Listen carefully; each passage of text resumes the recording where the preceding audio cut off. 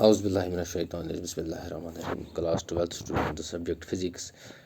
आज का हमारा टॉपिक है potential energy of an electric dipole in a uniform electric field. तो डायपोल क्या है? डायपोल को हमने पहले भी पढ़ा है। डायपोल जो है, जब दो चार्जेस अपोजिट चार्जेस सेपरेट होंगी a with a small distance two L, तो इसको हम डायपोल कहते हैं। This is centre and from minus q to center this is L distance, and from center to plus q this is L, and its direction is always from minus q. Its direction is always from minus q minus to q to plus q, and this p is dipole moment always equal to q into 2L. तो ये हमने एक uniform magnetic field जो बनाया है, uniform magnetic field जिसका magnitude ई है, और इस पे जो है हमने इस डायपोल को रखना है। हमने इस डायपोल को यहाँ से रखा है इस तरह से, प्लस क्यू माइनस क्यू। तो इस प्लस क्यू पे जो फोर्स लग रहा है वो है Q into E, Q E, and यहाँ जो माइनस क्यू पे जो फोर्स लग रहा है दैट इज़ क्यू इंटू ई। तो इसका मतलब है दोनों पे जो है मैग्नीट्यूड का जो फोर्स है वो बराबर है। तो इस तरह से इस पे जो है नेट फोर्स ज़ीरो है। तो इस पे जो नेट फोर्स लग रहा है वो ज़ीरो है। तो जो चेंज इन दिस एनर्जी जो है, पोटेंशियल एनर्जी, यहाँ जो कैलकुलेट हमें करनी है पोटेंशियल एनर्जी, तो पोटेंशियल एनर्जी है वो होती है change in energy is equal to energy final minus energy initial. वो बराबर होती है negative work by electric force, negative work by electric force, or rather we can say this is conservative force.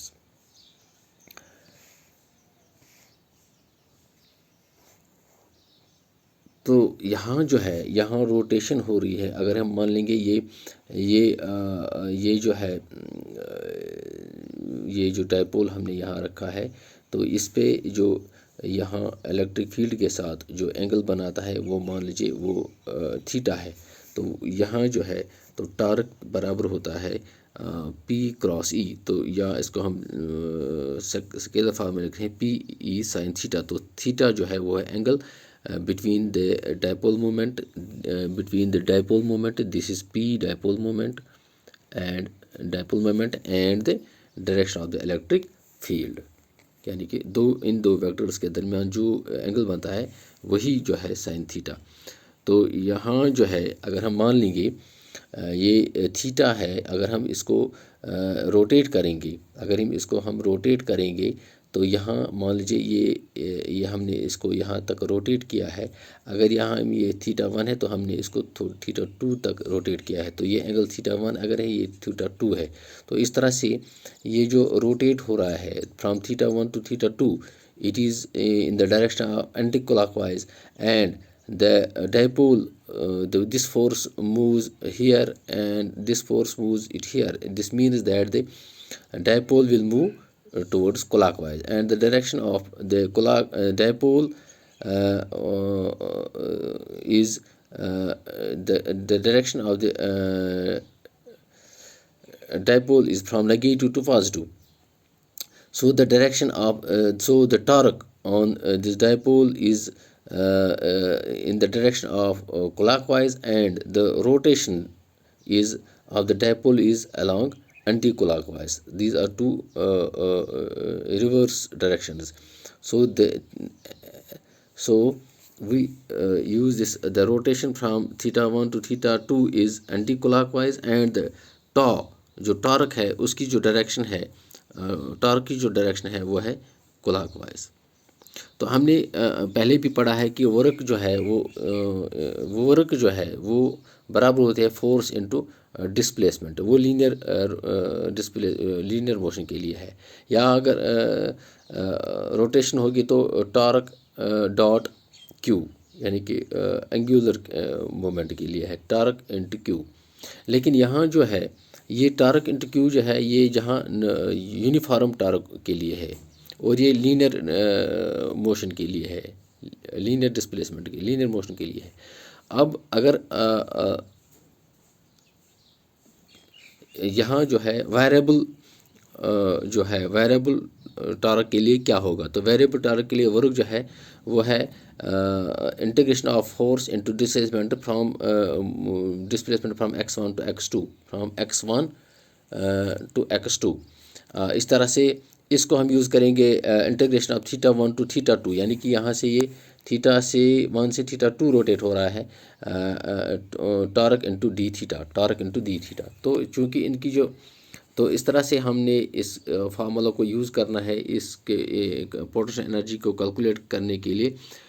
when the electric dipole is placed in a uniform electric field, that is work done by electric force means conservative force is theta integration of θ1 to θ2 tau d theta. तो theta जो है इनकी जो torque की जो है rotation जो है, टार्क की जो डायरेक्शन है वो है क्लॉकवाइज और थीटा की जो डायरेक्शन है वो है एंटी क्लॉकवाइज। सो इनके दरमियान जो एंगल बनता है वो है 180 डिग्री। तो if we use it, work is equal to integration of θ1 θ2 T D theta cos 180 degree. चूँकि cos 180 degree -1, so here we get theta two D theta integration is T tau D theta -1। तो tau को हम use करेंगे as P E sine theta, जहाँ tau बराबर है P E sine theta. तो P E sine theta D theta -1। तो P जो है, पी वेक्टर ई वेक्टर, इनको हम बाहर निकालेंगे, ये कांस्टेंट वेक्टर्स हैं तो इसको हम बाहर निकालेंगे, अंदर रहेगा minus cos theta D theta. तो अगर हम इसका साइन थीटा का सॉरी माइनस यहाँ रहेगा, ये जो है यहाँ जो है ये होगा θ1 θ2, यहाँ होगा P E sine theta D theta. तो यहाँ जो है माइनस पी बाहर निकलेगा, तो अंदर जो है साइन थीटा का इंटीग्रेशन वो है माइनस कॉस थीटा। तो लिमिट्स है θ1 to θ2, तो माइनस और माइनस हो गया प्लस। तो work done is equal to P E cos θ2 minus cos θ1 जब हम इस लिमिट्स अप्लाई करेंगे। तो हमें जो है पोटेंशियल एनर्जी जो है, चेंज इन एनर्जी बराबर होती है you final minus you initial, that is negative work done by conservative force, rather we can say it is an electric force. Conservative force is an electric force, that is change in energy is, यहाँ rotation हो रही है from θ1 to θ2, यानी कि यहाँ final θ2 है और initial θ1 है। तो यहाँ जो है u θ2 minus u θ1 is equal to minus P E, minus जो है ये work done, negative work done है, minus P E cos theta minus cos θ2 minus cos θ1, क्योंकि वर्क जो है वो बराबर है P is equal to cos θ2 minus cos θ1।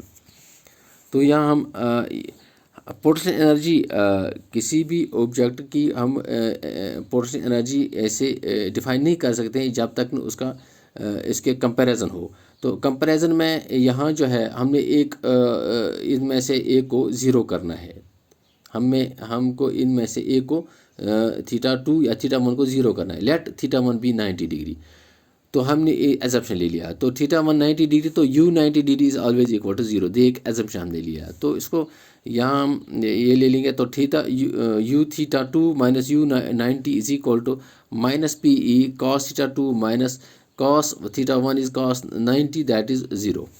तो यहाँ हमने u θ2 ये ज़ीरो के बराबर है is equal to minus P E cos θ2। तो इस तरह से हमने जो है potential energy of an electric dipole in a uniform field is equal to u theta is equal to minus P dot E vector, minus P dot E vector. तो ये इसका बच्चों ये इसका फर्स्ट पार्ट था। अब इसके कुछ केसेस हैं वो हम सेकंड पार्ट में पढ़ लेंगे। Note this, thanks.